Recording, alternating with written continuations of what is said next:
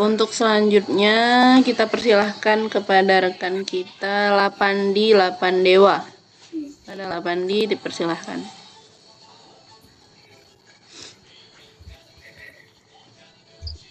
Ya, Assalamualaikum warahmatullahi wabarakatuh. Mungkin Waalaikumsalam. kedengaran untuk semuanya. Ya, kedengaran. Eh, Sebelumnya saya minta maaf karena saya lagi di hutan dan nggak ada lampu juga di sini. Mungkin agak gelap dikit, Bu. Ya, nggak apa-apa. Oke. Mungkin saja di sini saya akan menjelaskan proses penyusunan modul ajar atau pembuatan media ajar. Apalagi kita sebagai seorang guru sangat penting memiliki yang namanya RPP. Karena RPP itu salah satu dokumen panduan tertulis guru untuk mengelola aktivitas di dalam kelas satu pertemuan atau bahkan sampai lebih, Bu. Lalu di situ kita membuat RPP. Di dalam RPP itu ada yang namanya komponen-komponen inti daripada RPP itu sendiri, yang dimana ada yang namanya pertama adalah identitas. Di sini kita sebagai seorang guru maupun mengajarnya apa aja pun pelajarannya, yang pastinya setiap pelajaran yang akan, maaf Bu, terganggu ada kebisingan lain. Walaupun di dalam kita sebagai seorang guru, materi itu ditentukan oleh setiap bab, maka kita harus memiliki kemampuan dalam menyusun RPP, yaitu identitas mencakup semua yang tadi, mencakup nama sekolah, mata pelajaran, kelas atau semester, materi pokok, dan alokasi waktu. Tujuan pembelajaran itu sangat penting karena tidak ada identitas maka kita tidak tahu nih tujuan mengajar kita tuh kemana. Lalu maka di situ ada yang namanya tujuan pembelajaran, target hasil belajar yang dirumuskan berdasarkan kurikulum atau silabus. Ada tujuan, pastinya ada kegiatan pembelajaran, yaitu langkah konkret proses mengajar yang dibagi menjadi 3 tahap, Bu. Yang pertama adalah pendahuluan, apresiasi, motivasi, dan penyampaian tujuan belajar. Yang kedua adalah kegiatan inti, penerapan modul pembelajaran, misalnya diskusi, eksperimen, dan LB, LB apa PBL gitu, Bu. Lalu ada yang namanya penutup. Di sini penutup yaitu kesimpulan, refleksi guru dan siswa serta tindak lanjut materi selanjutnya yang akan disampaikan di kemudian hari. Lalu setelah dari kegiatan pembelajaran, maka di situ yang namanya pengukuran kemampuan siswa memahami sebuah mata pelajaran yang disebut dengan asesmen atau penilaian. Penilaian di sini adalah metode mengukur ketercapaian tujuan, meliputi penilaian sikap, pengetahuan, tes tertulis, dan keterampilan siswa itu sendiri. Dan di sini saya akan menampilkan layar contoh dari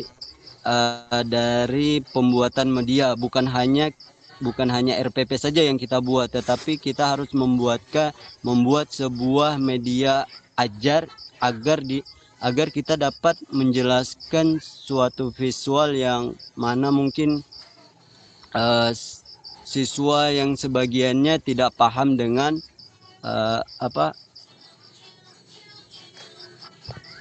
Sabar Bu, agak blank dikit nih Bu.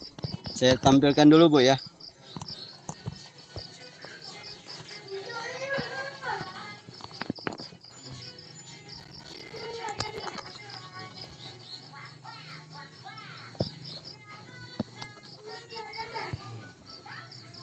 Kelihatan Bu?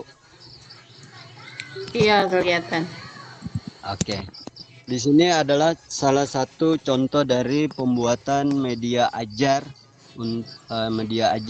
Contoh misalnya ketika kita membuat media ajar di Canva misalnya. Di sini kita harus menyusun strategis mengajar kita dan tata letak media itu agar anak-anak tertarik dalam penyampaian materi kita sehingga mereka tidak dalam keadaan bosan. Misalnya kita pencet profil, maka dia akan lari ke profil guru, misalnya ini Bu di bawahnya. Karena ini saya ngambil kopian aja Bu dari PowerPoint. Ketika kita mau kembali lagi, pencet yang ada tandanya home, maka dia kembali ke awalnya lagi. Jadi ketika kita tujuan pembelajaran, maka dia tersimpan di kita akan tertuju di tujuan pembelajaran itu sendiri. Maka langkah-langkah pembuatan media ini ya, yang paling utama adalah persiapan materi dan aset apa saja di dalamnya, yaitu salah satunya adalah RPP itu sendiri. Maka RPP itu adalah langkah-langkah utama kita sebagai seorang guru. Lalu kita kumpulkan media apa saja, kan gambar, logo sekolah atau video pendukung yang ingin diunggah Canva. Lalu yang pertama adalah masuk ke dalam Canva itu sendiri, dan kita akan menggunakan template yang memang sudah disediakan oleh Canva itu sendiri. Lalu kita cari kata kunci di dalam Canva itu, yaitu pencarian tergantung apa yang kita ajarkan dan tergantung kita mau cari presentasinya seperti apa. Itu tergantung dari kita sebagai seorang guru. Lalu kita pilih template yang paling cocok untuk kita. Pilih salah satu desain dari hasil pencarian yang tata letaknya paling kita sukai misalnya, dan murid-murid pun juga yang sukai. Lalu ganti teks dengan materi yang telah kita siapkan. Misalnya kayak tadi kan sudah disusun di RPP, maka template yang itu bisa kita ganti dengan materi yang akan kita masukkan di dalam media ajar ini. Sehingga nanti murid ketika kita ajar, murid tidak akan merasa bosan dengan apa yang kita sampaikan. Karena materi pembelajaran PAI ini kebanyakan adalah murid itu sangat bosan apabila kita tidak mengasah skill kita dalam pembuatan materi, lalu dengan media ajar yang sudah disediakan begitu banyak di platform-platform pendidikan seperti itu, Bu.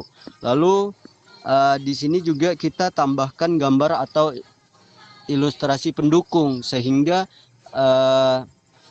ketika kita contohnya ilustrasi pendukung yaitu seperti motivasi, kita pencet motivasi lalu masuknya ke motivasi. Itu salah satu membuat anak-anak tertarik untuk melihat dan membaca gitu, Bu. Dan mereka antusiasi untuk mengikuti pembelajaran kita yang kita ajarkan seperti itu, Bu. Mungkin dari itu saja yang sampaikan, Bu. Takut waktunya tidak cukup, dan saya minta maaf apabila keterbatasan yang saya sampaikan ini. Saya mohon maaf yang sebesar-besarnya. Assalamualaikum warahmatullahi wabarakatuh. Waalaikumsalam warahmatullahi wabarakatuh. Terima kasih kepada Lapandi yang sudah mempresentasikan seminarnya, meskipun dalam keadaan gelap gulita ya. Sudah cukup bagus, sudah menyertakan pasti udah buat kanvas segala macam ya, sudah bagus. Baik, selanjutnya saya